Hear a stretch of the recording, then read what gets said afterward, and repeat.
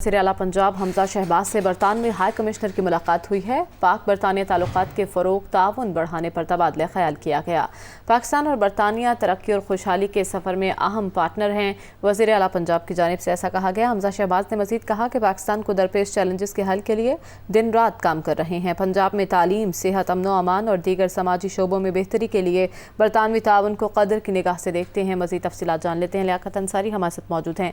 लियाकत, बताइएगा मुलाकात में क्या गुफ्तगू हुई?